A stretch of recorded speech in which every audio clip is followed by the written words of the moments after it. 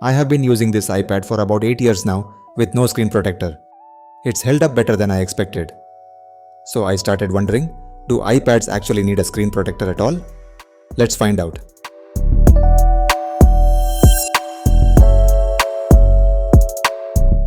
This is iPad Pro from 2017.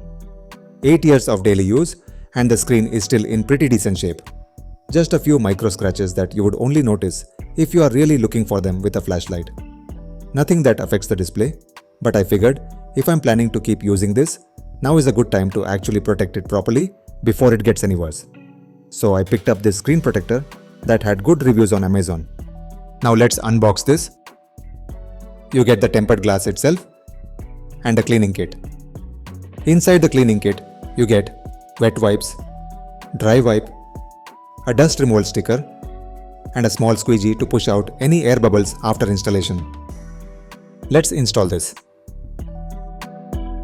Unlike most phone screen protectors, this one doesn't come with alignment frame, so you have to line it up manually.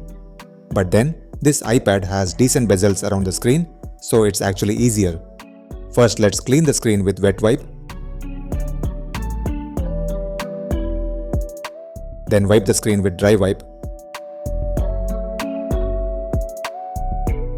Then use the dust removal sticker to pick up any remaining dust particles.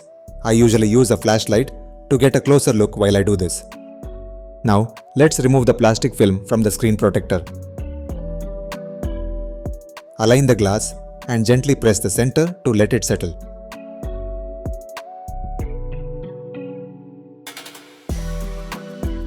The squeegee given in the box is not strong enough to push bubbles out, so just use a microfiber cloth to do it.